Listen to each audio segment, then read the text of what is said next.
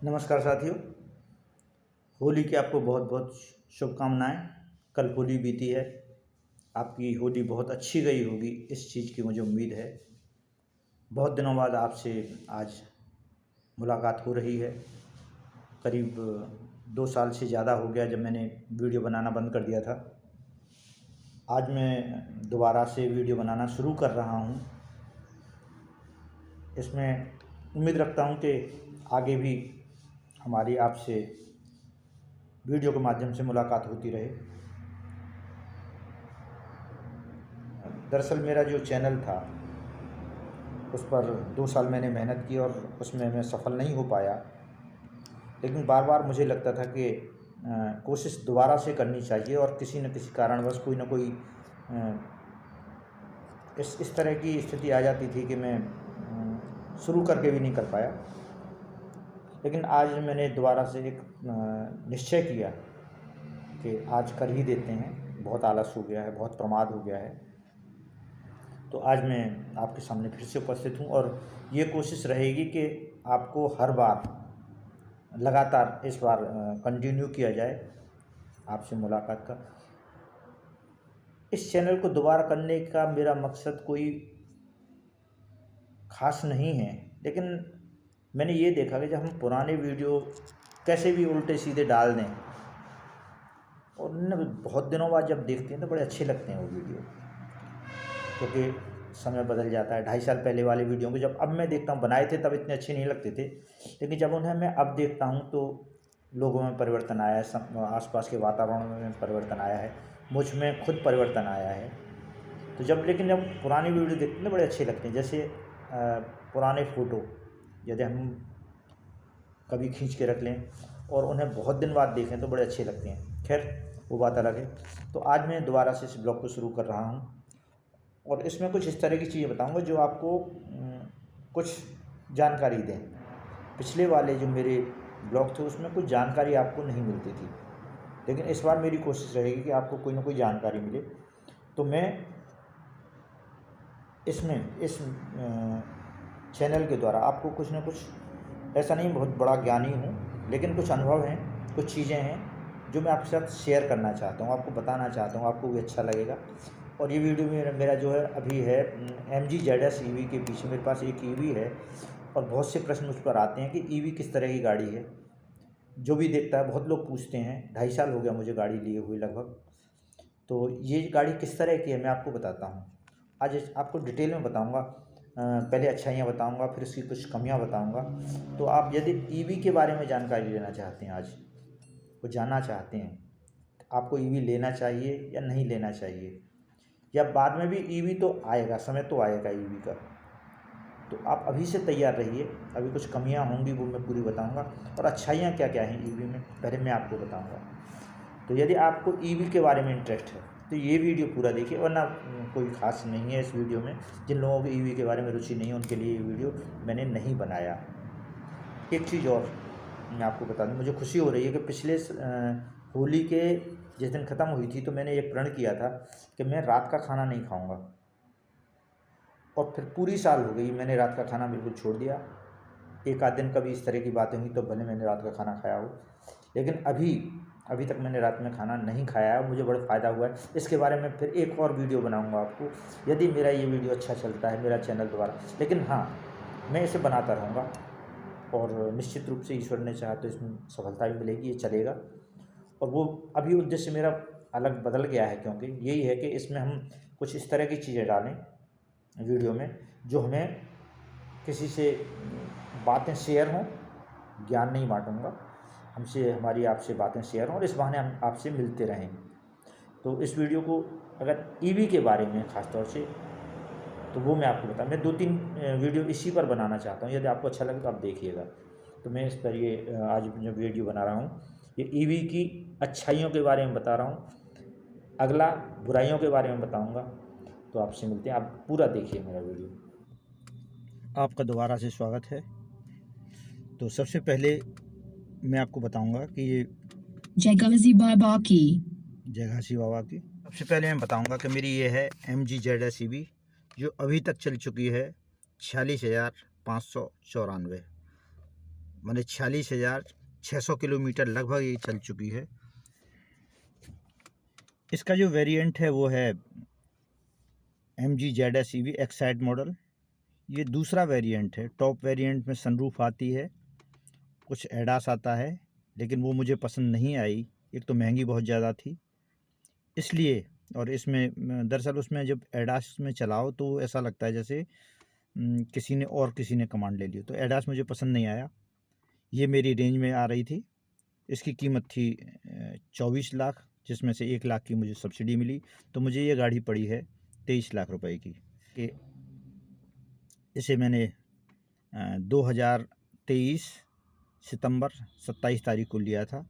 मैंने इससे पहले ईवी में नेक्सॉन ईवी देखी थी, लेकिन वो मुझे पसंद नहीं आई। MG ZS EV नेक्सॉन की तुलना में थोड़ी महंगी है, अच्छी गाड़ी है, अच्छी इसका जो लुक है वो नेक्सॉन ईवी से बहुत अच्छा है। उस समय नेक्सॉन ईवी ही आती थी। उसी समय एक और गाड़ी थी जो महिंद्रा वालों ने निकाली थी। मैं उसको भी मैं देखना चाहता था, लेकिन उसके लिए मुझे आगरा जाना पड़ता। ये मैंने अलीगढ़ से ख़रीदी थी। इसी गाड़ी का जो पेट्रोल का वेरिएंट है, डीजल में ये गाड़ी नहीं आती, उससे कहते हैं एस्टर, MG एस्टर। वो मैंने नहीं ली, चला के देखी थी मैंने वो, लेकिन मुझे वो पेट्रोल की लेना नहीं था।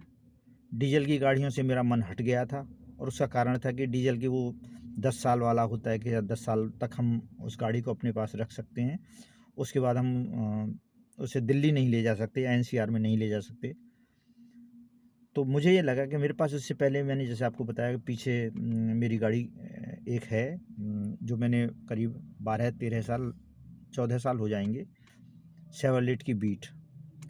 वो भी मैंने डीजल की ली थी। और मुझे उससे पहले जो मेरे पास एक गाड़ी थी वो थी जीप महिंद्रा की कमांडर। पेट्रोल की गाड़ियाँ मुझे बिल्कुल भी पसंद नहीं आती, क्योंकि जब उन्हें चलाओ तो एक तरह से हल्की तो चलती हैं, लेकिन वो पावर फील नहीं होती। तो फिर मेरे दिमाग में था कि क्योंकि 12 साल हो गए थे उस समय तक, 11 या 12 साल दिल्ली में जा नहीं सकता था। तो ये सबसे पहला सवाल होता है कि 12 लाख की गाड़ी 24 लाख में क्यों ली। भले कोई महंगी गाड़ी खरीद लो, लेकिन एक बार में खरीदिए। जो पैसे लेने हैं एक बार में ले लो। बार बार मुझे वो पसंद नहीं आता कि हम रोज़ाना उसमें 1000 रुपये, 1500 रुपये, रोज़ 500 रुपये रोज़ाना हम उसमें दे रहे हैं। वो मुझे पसंद नहीं आता। इसलिए मैंने ईवी ली कि 1% में ये करीब 4 किलोमीटर चलना चाहिए। 45 की जगह ये 10% में ही चलना चाहिए 40 किलोमीटर। तो करीब 38, 37, 36 किलोमीटर आराम से चलती है। बल्कि मुझे लगता है कि पहले से ये थोड़ा और ज़्यादा चल रही है। हालांकि ये चलाना जो होता है ये अपने ऊपर निर्भर करता है कि हम इसे कितना चला रहे हैं। ज़्यादातर जो लोग ईवी खरीदने में डरते हैं उनकी सबसे बड़ी समस्या रेंज की ही होती है। उन्हें डर रहता है कि ऐसा ना हो कि ये अचानक बंद हो जाए, लेकिन ऐसा कभी होगा नहीं। मेरे साथ अभी तक 2.5 साल में कोई अनुभव नहीं आया कि मैं चलते चलते कहीं परेशान हो गया हूँ या मैंने ये कहीं ऐसा फंस गया हूँ। अभी तक 2.5 साल में कोई भी अंतर नहीं आया। तो अभी यदि देखा जाए तो गाड़ियाँ जो अभी बता रहे हैं कि 500 और कुछ तो कह रहे हैं कि 1000 की रेंज की भी आ रही हैं। महिंद्रा में उन्होंने अभी EV9 निकाली है शायद, या एक XEV6 निकाली है। वो 500 की रेंज बता रहे हैं। लेकिन यदि आपको रेंज का दिखाना तो मैक्सिमम जो रेंज होती है वो 1 किलोवाट में करीब 8 किलोमीटर चलती है। आप ये मान के चलिए, मतलब 50 किलोवाट की आपकी बैटरी है तो 8 चल सकती है, 7.5 चलेगी ही चलेगी। ये मेरी इसकी गारंटी है। तो 7.5 तो चलती ही है।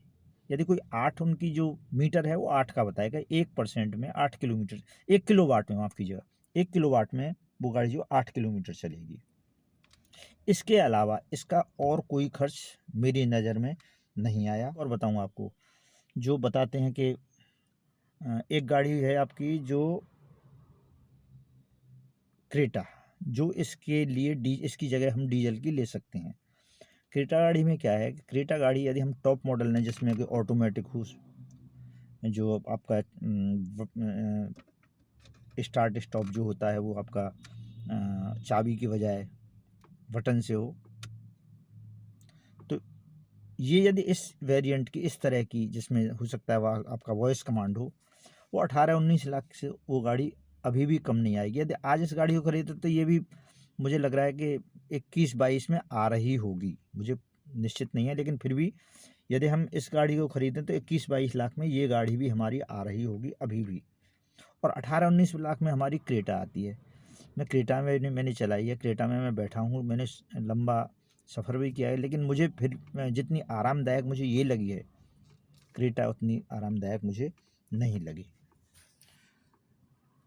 इसमें अक्सर पूछा जाता है कि रीजनरेशन मोड क्या है।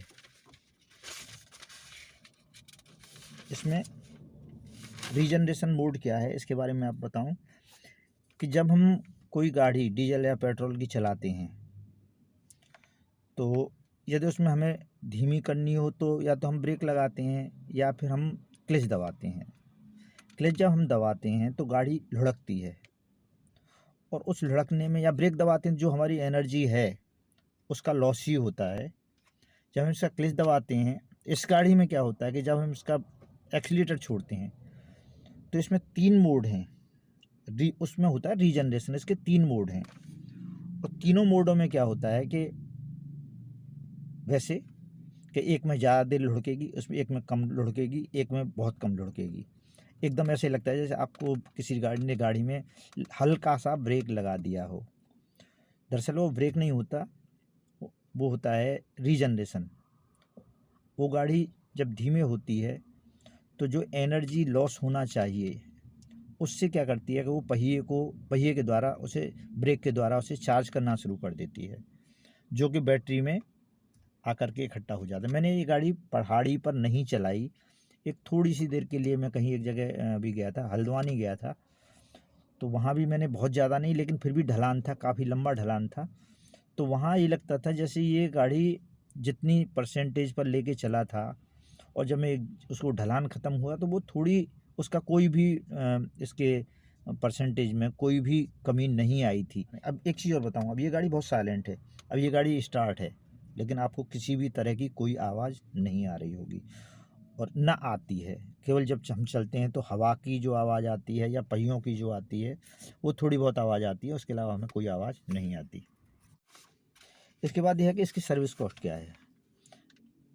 इसकी सर्विस कॉस्ट न के बराबर है। अभी तक इससे मैंने 3200-3300 या 3000 में, 3200-3300 भी जब होते हैं तो 3000 रुपये के में लगभग इसकी सर्विस हो जाती है। वो लोग जो इसमें कूलेंट चलता है बैटरी के अंदर, तो कूलेंट डालते हैं, उसकी जो कीमत हो जितना लग जाता है वो पता नहीं कम होता होगा, वो ले देते होंगे। एक इसमें एसी का जो फ़िल्टर आता है उससे डालते हैं और धुलाई वुलाई करते हैं, तो 3000 रुपये में लगभग इसकी 3200 में, इससे ज़्यादा मेरी इसकी सर्विस कभी नहीं गई। ये 3200 में इसकी सर्विस कर देते हैं। एक बार ज़रूर मैंने इसमें 5000 रुपये दिए, जो मैंने अभी अलीगढ़ में शुरुआत हुई थी, उसमें इन्होंने कुछ और काम किया था ब्रेकों में, तो उसकी वजह से थोड़ी सी ज़्यादा हो गई थी, करीब 5000 गए थे। लेकिन अभी मेरी जितनी भी सर्विस गई वो 3000 से ज़्यादा की नहीं गई हैं। इसका एसी कैसा है? इसका एसी मुझे लगता है कि और गाड़ियों से ज़्यादा अच्छा है। जब हम इसे चलाते हैं तो एसी चलाने में हमें किसी भी तरह का गाड़ी पर लोड महसूस नहीं होता। जैसे मैंने तो बीट चलाई थी, बड़ी गाड़ी तो मैंने नहीं चलाई, लेकिन थोड़ा सा बड़ी गाड़ी भी चलाने में जब एसी पर चलाते हैं तो हल्का सा भारीपन आता है, लेकिन इसमें कोई भी भारीपन नहीं आया मुझे। आप इसमें ज़्यादा सवारी बैठा लें, कम सवारी बैठा लें, इसके पिकअप में मुझे कोई अंतर नहीं लगता। एसी चलाएं न चलाएं मुझे कोई अंतर नहीं पड़ता, और एसी का जो खर्च होता है वो बहुत ही कम होता है। मतलब अगर एसी में चलाते हैं तो पूरा मिला के यदि हम पूरा चलाएं, काफ़ी लंबी दूरी तक चलाएं, तो मुझे नहीं लगता कि 10-5 किलोमीटर से ज़्यादा इसकी रेंज में कोई फ़र्क आता हो। मुझे लगता है 5-6-7 किलो में आ गया हो तो आ गया हो। इसमें कोई भी एसी चलाने में कोई फ़र्क नहीं है। अगला सवाल है कि कैसे, तो 46,600 चल गई, मैं ये कहूँगा। तो 46,600 किलोमीटर चलने में इसमें कोई फ़र्क आया है? जैसी नई थी और पुरानी अब है, मुझे नहीं लगता। पेट्रोल और डीजल गाड़ी को अगर हम 46,000 किलोमीटर चला देंगे तो हमें बहुत ज़्यादा फ़र्क महसूस होता है, लेकिन इसे चलाने में मुझे नहीं लगा कोई भी फ़र्क महसूस नहीं होता। अभी भी मुझे लगता है बिल्कुल नई नवेली गाड़ी है, शोरूम से निकाल के ला रहे हैं। वजह उसकी यह है कि कुछ ना कुछ, जैसे गाड़ी पुरानी होती है डीजल या पेट्रोल की, तो उसमें थोड़ा बहुत तो अंतर आता है। इंजन थोड़ा घिसता है, और पहिए वगैरह आवाज़ करते हैं। इसके पहियों में भी कोई आवाज़ नहीं है, बॉडी इसकी अच्छी है भगवान की दया से, तो इसमें किसी तरह का वैसी कोई आवाज़ नहीं आई। पहियों में ने आवाज़ करना शुरू कर दिया या खटर-पटर शुरू, कोई किसी भी तरह की कोई खटर-पटर नहीं है। और वैसे तो इंजन तो इसकी आवाज़ करते नहीं है। तो नई गाड़ी और पुरानी गाड़ी चलाने में मुझे कोई भी फ़र्क नहीं पड़ी। एक तरह से ऑटोमेटिक इसमें क्लच होती नहीं है, आपका केवल आगे चलाओगे या पीछे चलाओगे या न्यूट्रल रखोगे। यदि 3 मोड हैं, स्पोर्ट्स मोड, नॉर्मल मोड और इको मोड। मैं ज़्यादातर मैंने इसे इको में चलाया है। स्पोर्ट्स मोड में इसकी स्पीड बहुत ज़्यादा हो जाती है, एक तरह से स्पोर्ट्स कार की तरह हो जाती है और काबू से बाहर लगती है कि भाई इसे चला देंगे तो गड़बड़ ना हो जाए। कभी चलाने को दिखाने के लिए मैंने भले दिखा दिया हो कि ये कितनी तेज़ चलेगी, देखो इसका पिकअप कितना है, लेकिन वैसे सामान्य रूप से इसे नॉर्मल में चलाओगे तो बहुत ज़्यादा पावर देती है। तो स्पोर्ट्स में चलाने की कभी कोई ज़रूरत पड़ी ही नहीं आज तक, और ना हिम्मत होती है, क्योंकि एकदम से भागती है इसलिए। तो मैंने बताया कि नई और पुरानी गाड़ी चलाने में अभी तक कोई भी फ़र्क नहीं आया है। ऑटोमेटिक जब हम कोई गाड़ी चलाते हैं पेट्रोल या डीजल की, तो सबसे पहली चीज़ तो इतनी हम उससे अचानक पावर नहीं मिलती इंजन को, और फिर अचानक से झटका जैसा लगता है जब उसका ऑटोमेटिक गियर चेंज होता है। इसमें कोई झटके का कोई सवाल ही नहीं है, जैसे उठती है वो उठती ही चली जाती है। जैसे प्लेन एक तरफ जब टेक ऑफ करता है तो करता ही चला जाता है, उसकी स्पीड में कोई भी कहीं कोई कमी नहीं आती, ना कोई झटका लगेगा। इसी तरह से इसको यदि हम एक्सीलेटर देते जाएं तो इसका एक्सेलरेशन बढ़ता ही चला जाता है, बीच में कोई झटका नहीं आता जो पेट्रोल या डीजल की ऑटोमेटिक गाड़ियों में आता है। अच्छा, इसमें लोगों ने कहा कि गाड़ी को महीने में, मैं आपसे माफ़ी चाहूँगा, मैंने इसमें कुछ क्रम बनाए तो हैं लेकिन उस क्रम में बता नहीं पा रहा हूँ, लेकिन बता पूरी बातें दूंगा। लोग कहते हैं कि इस गाड़ी को महीने में एक बार 10% से नीचे लाना चाहिए चार्ज करने के में, चलाने में। तो ये तो अक्सर हो जाता है, 10% नीचे कई बार आती है, और लेकिन फिर भी मैं इसे चलाने में लगभग मुझे ये फ्री में पड़ती है। और मेरे दिखाऊंगा आपको, मेरे यहाँ सोलर लगा हुआ है और ये लगभग सोलर से ही चार्ज हुई है, तो इसमें मुझे तो अभी कोई खर्चा नहीं पड़ा। बाहर गया हूँ तो मैं आपको बताऊंगा, करीब 1.5 साल पहले मैंने इसे बाहर चार्ज कराया था, उसके बाद मुझे इसे कहीं चार्ज कराने का कोई चांस ही नहीं लगा, क्योंकि यहाँ से दिल्ली जाएँ, दिल्ली में एयरपोर्ट तक भी चले जाएँ, वहाँ से भी आ गए, आगरा जाएँ, आगरा से आ गए, मथुरा जाएँ, मथुरा से आ गए, मेरठ जाएँ, मेरठ से आ गए, या इधर हम एटा मैनपुरी तक जाएँ, वहाँ से भी आ गए। तो बस चार्ज करके निकलो और लौट के वहीं आ जाओ। तो कहीं भी ऐसा मुझे महसूस नहीं हुआ कि मैंने कहीं बाहर जा कर के चार्ज कराई। 1-2 बार वैसे ही शौकिया तौर पर मैंने इसे दिल्ली में चार्ज करवाया है, और वो भी इसलिए कि भाई करा के देख लेते हैं, चलो कोई बात नहीं। और अभी भी मैं बताऊँ तो मुझे करीब 2.5 साल हो गए, 1.5 साल हो गए, 1.5 साल में मैंने इसे चार्ज ही नहीं कराया कहीं बाहर। तो लगभग इसकी जो कॉस्ट है मुझे मिले फ्री में ही है। घर में दिन में लगा दो, धूप आती है, सुबह लगा दो, शाम तक लगभग चार्ज हो जाती है। और इसे ऐसा कभी नहीं करना पड़ता कि पहले इसे जीरो से लेकर के, कभी ये जीरो नहीं आई, जीरो से लेकर के 100 तक चार्ज करो, फिर 100 से फिर इसे जीरो पे लाओ। तो एकदम से मैंने आज तक इसे कभी भी चार्ज नहीं किया। ये है कि 100 पर कहीं ले गए, लौटते आए तो इसके करीब 80% ख़त्म हो गई, या 17, 16, 12% बची, और आकर के यहाँ हमने उसे लगा दिया, तो फिर जो दोबारा से चार्ज हो गई। ऐसा एक बार में कभी नहीं हुआ कि इसे मैंने 100 तक ले गया हूँ और 100 के बाद बिल्कुल जीरो पे लेके आया हूँ, या कभी भी ऐसा नहीं हुआ कहीं गए और फंस गए कि जीरो पे पहुँच गई या 10% बचा तो क्या करेंगे। एक बार एक अनुभव हुआ है तो मैं आपको बाद में साझा करूँगा। पावर एक साथ मिलती है, कोई झटका नहीं लगता। इसके बाद मैंने बताया कि इसकी रेंज कितनी घटी और बढ़ी है। पहले स्पोर्ट्स पर इसे दिखाता था 360, नॉर्मल मोड पर दिखाता था 400, और इको पर दिखा था 420।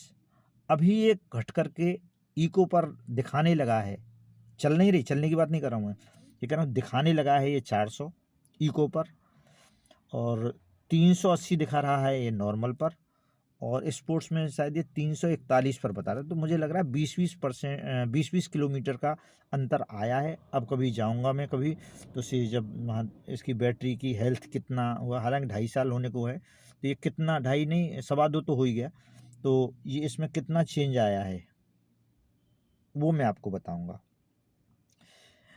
एक सवाल है, क्या ये कभी चलते चलते बंद हुई है? ये कभी भी आज तक इसका ऐसी नौबत नहीं आई कि जीरो पे आ गई हो और बंद हो गई। जीरो के बाद मैंने इसे कभी नहीं चलाया, मतलब जीरो पे मैं इसे कभी नहीं लाया। एक बार करूँगा इस चीज़ को प्रयोग, कि इसे यदि हम जीरो पर लाएँ तो 0 पर आने के बाद ये कितना और आगे चलेगी, चलती है या नहीं कुछ लोग कहते हैं कि ये चलती है 20-25 किलोमीटर, लेकिन कभी ऐसा हुआ नहीं है। अच्छा, एक बताऊँ आपको, इसमें ब्रेक के बारे में बताऊँ, मैं फिर भूल जाऊँगा। इसका जो ये कभी बंद नहीं हुई। इतनी लंबी टूर पर मैं नहीं भी गया हूँ। मैं गया हूँ, हल्द्वानी गया हूँ, तो वहाँ मैंने इसे चार्ज कराया था एक बार 2-3 बार मैंने दिल्ली में चार्ज कराया है, और 1-2 बार मैंने शायद 2 बार मैंने इसे आगरा में चार्ज कराया, और वो भी इसलिए चार्ज कराया कि देखें चार्ज कैसे होता है। दरअसल इसमें जो सबसे बड़ी समस्या है वो चार्ज की है, उस पर मैं बाद में आऊँगा, उसकी कमियों पर मैं बाद में आऊँगा। इसमें एक होता है कि जैसे ब्रेक का बताऊँ आपको, इसका जब हम ब्रेक लगाते हैं, तो इसका जो ब्रेक लगाता है, तो जैसे हम और गाड़ियों में ब्रेक लगाते हैं तो हमें उसको पैडल को दावे रखना पड़ता है, तब गाड़ी रुकती है। इसमें ये भी होता है, यदि हम इसके एक बार पैडल को पुश करके और छोड़ दें, हमें जैसे जितना रोकना है, और तो अपने आप गाड़ी रुकना शुरू हो जाती है। अब ऐसा लगता है जैसे हमने ब्रेक को दबाए ही रखा है, ये नहीं लगता कि उसे ब्रेक को हमें दबाए ही रखें। तो ये इसमें बड़ा अच्छा लगता है। तो कहीं भी जाएँ, कुछ आ रहा है ट्रक, थोड़ा सामने से पुश करके छोड़ दिया, तो गाड़ी अपने आप उतनी दूरी पर रुक जाती है। इतना तो आभास हमें हो जाता है कि गाड़ी जो है कितनी दूर जा कर के रुक जाएगी। एक सवाल है कि इसमें गारंटी कितनी है। इसकी गारंटी के लिए मैं बड़ा अच्छा फैक्ट दूंगा आपको, एक बहुत गजब की चीज़, वो ये है कि इन्होंने दी है 8 साल या 1,60,000 किलोमीटर। तो 8 साल काफ़ी होते हैं, और मुझे लगता है कि यदि ये मेरी हर महीने इसी हिसाब से चली तो 8 साल भी होंगे और 1,60,000 किलोमीटर भी होंगे। अभी जो गाड़ियाँ आ रही हैं वो लाइफ टाइम की गारंटी दे रही हैं, जबकि उन्होंने बैटरी में कोई चेंज नहीं किया है। मुझे नहीं लगता है उन्होंने बैटरी में कोई चेंज किया, और लाइफ टाइम की गारंटी दे रहे हैं। तो ये इसकी जो गाड़ी की जो बैटरी लाइफ है, ये मुझे लगता है कि जो इसकी भी लाइफ टाइम ही होगी। जैसे हम कोई भी चीज़ लें, मोबाइल लें, कि साबुन, उन्होंने मोबाइल वालों ने हमें 2 साल की गारंटी दी है या 1 साल की गारंटी दी है। तो गारंटी का मतलब ये होता है कि भाई वो 1 साल बाद ही पूरा ख़राब नहीं हो जाता। तो मुझे नहीं लगता कि क्या 1 साल बाद ये गाड़ी, 8 साल पूरा होते ही ये गाड़ी बिल्कुल बेकार हो जाएगी। क्योंकि गारंटी की बात तो उतना होता है कि जब तक उन्हें शोरूम वालों को या कंपनी वालों को कोई नुकसान ना हो रहा हो, उतनी गारंटी तो उतने के, लेकिन ये नहीं कि वो गारंटी ख़त्म होते ही गाड़ी एकदम से ख़राब हो जाएगी। एक सवाल है कि इसमें कि सर्दी और गर्मी में इसकी रेंज पर क्या फ़र्क पड़ता है। हाँ, ज़्यादा सर्दी हो, मुझे लगता है कि अगर 10% से नीचे टेम्परेचर है तो उसकी रेंज घटती है। यदि 35-40 से ज़्यादा 36-37-38 टेम्परेचर है, तब भी मुझे महसूस हुआ है कि इसकी रेंज घटती है। जैसे मैं आपको बताऊं, मैं यहाँ से भैया भाभी को छोड़ने के लिए पिछली बार गर्मियों में गया था। हालांकि पूरा पैक था, पीछे पूरी डिक्की भरी हुई थी, और हम लोग 5 लोग भी हो गए थे, 4 लोग, तो गाड़ी पूरी फुल थी। तो जब हम एयरपोर्ट पर इंदिरा गांधी एयरपोर्ट गए, तो वहाँ तक इस गाड़ी ने पूरी 49% खर्च हुई थी। तो मुझे लगा भाई, हम जहाँ से जब जा रहे हैं, तो जब 49% या 50% जाने में लग रहे हैं, तो 50% आने में भी लगेंगे। लेकिन लौटने में मैं अकेला आया, और इधर से जब गए थे तो करीब 12-1 बजा हुआ था, लौटने में आए तो करीब 5-6 बजा हुआ था, 5-6 बजे करीब, तो ठंडा हो गया था। और जब मैं यहाँ आया तो मैं लौटने में मात्र 35% पे ही आ गया, आपको विश्वास नहीं होगा। यानी कि करीब 15% जब मैं यहाँ आया तो बचा हुआ था। इतना फ़र्क पड़ा कि जाने में करीब 49% गए, आने में 35 हुआ, और 36% में मैं लौट के आ गया था।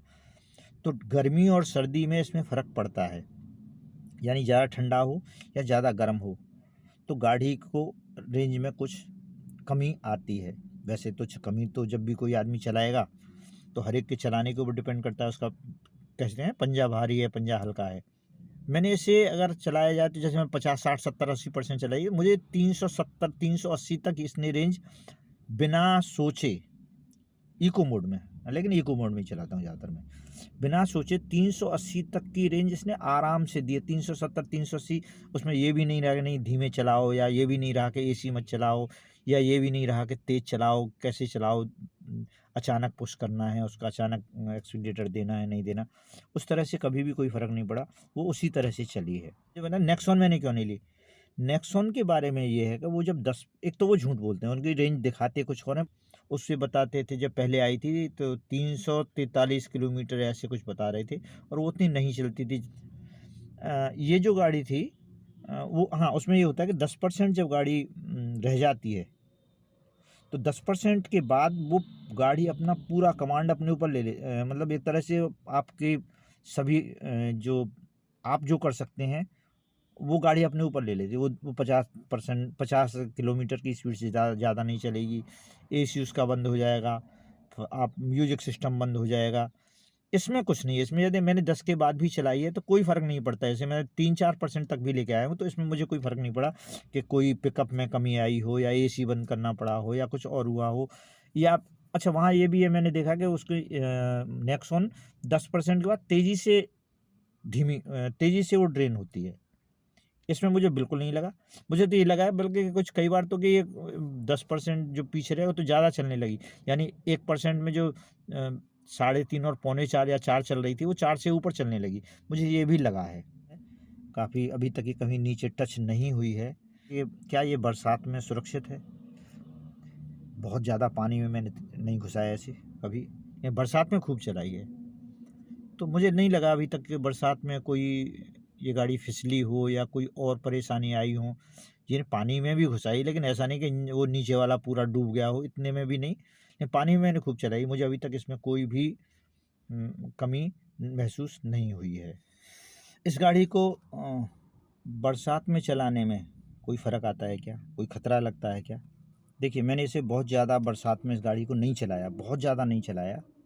चलाया है लेकिन इतना भी नहीं कि ये पूरे पहिए डूब गए हों, लेकिन फिर भी आधे से ज़्यादा डूबे हैं, ऐसा चलाया। तो मुझे अभी तक कुछ पता नहीं चला कि भाई अंदर पानी नहीं जाएगा, भाई कैसे चला जाएगा बैटरी के अंदर पानी, या कुछ इस तरह की कोई किसी भी तरह का कोई फ़र्क इसमें मुझे नहीं पड़ा है। इस गाड़ी की बिल्ड क्वालिटी की देखें तो बहुत अच्छी है। बोनट को जब कभी खोल करके उठा करके देखें तो पता चलता है कितना भारी है। दरवाजे इसके हैं बहुत भारी लगते हैं। बिल्ड क्वालिटी बहुत अच्छी है, इसमें कोई भी कमी नहीं है।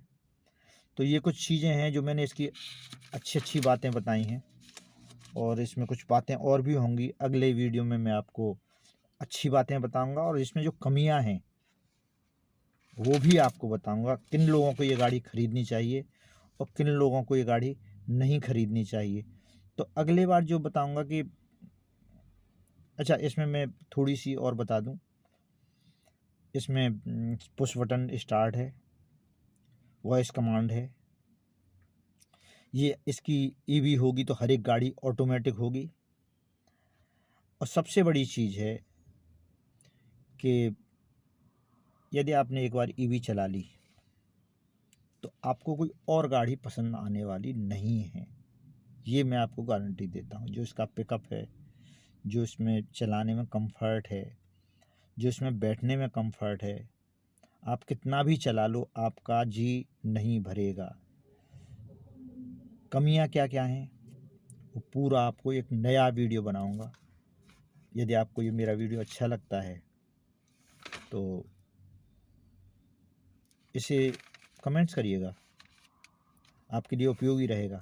किनको ख़रीदना चाहिए, किनको नहीं ख़रीदना चाहिए, ये ज़रूर बताऊंगा आपको। और कुछ चीज़ें और बहुत से प्रश्न हैं जो भी मैंने, क्योंकि बहुत दिनों बाद मैंने वीडियो बनाया है, बोलने में भी मैं अटका हूँ क्योंकि वो फ्लो पहले जो था वो नहीं है। तो आपको अगला जब वीडियो बनाऊंगा तो हो सकता है ये वीडियो आपको अच्छा लगे। इसमें मैंने अच्छी बातें बताई हैं। क्या क्या बातें बुरी हैं, बहुत ज़्यादा बुरी बातें नहीं हैं। मैं फिर से आपको बता दूं, अगर कमी है तो वो गाड़ी में कमी नहीं है, जो हमारे जो सिस्टम है, इंफ्रास्ट्रक्चर है, उसमें कमी है। गाड़ी में अभी तक जो गाड़ी में कमी होंगी मैं आपको वही बताऊंगा, लेकिन जो कमी है वो इंफ्रास्ट्रक्चर की कमी है, गाड़ी की कमी नहीं है। इस जैसी गाड़ी, इसे आप एक बार चला लेंगे इसके दीवाने हो जाएंगे।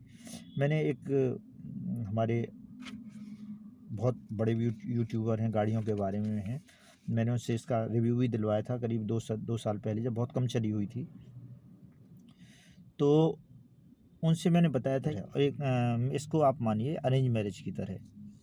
जब भी हम कोई गाड़ी लेने जाते हैं तो पहले से सोच के जाते हैं। जैसे हमें वो गाड़ी लेनी है, हमें उसके बारे में पहले से पता होता है कि ये गाड़ी इस तरह की होगी। धीरे धीरे हम उस गाड़ी से, वो धीरे धीरे हमारे साथ रहती है, चलाते हैं, फिर वो गाड़ी से भी थोड़ा सा हम बोर होने लगते हैं। लेकिन ये गाड़ी अरेंज मैरिज की तरह है, मैंने आपको बताया। इसमें पहले आप ले आइए गाड़ी को, उसके बाद जो इसमें हमें गुण दिखाई देते हैं, हम इसके बारे में पहले कुछ नहीं जानते, उसके बाद जो इसमें गुण दिखाई दे, अरे इसमें तो ये भी है, अरे इसकी तो ये भी खासियत है, अरे इसमें तो ये भी अच्छा है, तो फिर जो हमें अच्छाइयाँ होती हैं तो वास्तव में ये गाड़ी बहुत प्यारी लगने लगती है। तो ये अरेंज मैरिज की तरह है। उन लोगों की अरेंज मैरिज थे जिनकी अरेंज मैरिज अच्छी चलती हैं, उनकी बता रहा हूँ मैं आपको। तो गाड़ी में कोई कमी नहीं है, गाड़ी ज़रूर लेना चाहिए, लेकिन उस किसको लेना चाहिए ईवी, वो मैं आपको अगले वीडियो में बताऊंगा। ये वीडियो लंबा हो गया, आपने यदि यहाँ तक देखा है तो बहुत अच्छी बात है, और मुझे इसमें कमेंट ज़रूर करिए जिससे मैं इसी के संबंध में आपको अगला वीडियो बनाऊँ। मेरे बहुत कम सब्सक्राइबर हैं, करीब मेरे, मुझे लगता है कि 800 के करीब सब्सक्राइबर, 825-30। यदि इसको आप शेयर करेंगे और इसमें जो भी मुझे इसे देख रहे हैं वो यदि इस पर कमेंट्स करेंगे तो इसकी थोड़ी रीच ज़्यादा होगी, तो शायद इसे और लोगों पर भी जाए। मेरा ये केवल कार वगैरह के बारे में केवल मेरा भी यही है, मैं बहुत ज़्यादा कार पर ब्लॉग नहीं बनाऊंगा, लेकिन क्योंकि इस पर बहुत से सवाल हैं, लोगों की बहुत रुचि है ईवी के बारे में। MG ZS ईवी की बात नहीं कर रहा, ईवी के बारे में बात कर रहा हूँ, और तो बताऊँगा। लेकिन पहले आप इसको यदि लाइक करते हैं तो इसे देखिए, आपको अच्छा लगेगा। कुछ जानकारी मिले ईवी के बारे में मुझे इसमें कमेंट ज़रूर कीजिए। यदि अच्छा नहीं लगा तो कुछ कमी लगी है तो डिसलाइक कीजिए, लेकिन कीजिए, कुछ बटन दबाइए उसमें, जिससे मुझे और भी अच्छा लगेगा कि मैंने कुछ बनाया। मुझे 2 साल मैंने वीडियो बना करके बंद कर दिए हैं, और मैं नहीं चाहता कि इसे दोबारा से अब बंद करूँ, इसे चलाऊँगा और कुछ ऐसी चीज़ें बताऊँगा जिससे मुझे जो आता हो मैं आपको भी शेयर करूँ। ज्ञान नहीं दे रहा, शेयर करूँगा आपके साथ। तो वीडियो यहाँ तक यदि आपने देखा है तो बहुत बहुत धन्यवाद। नमस्कार, जय हिंद, वंदे मातरम।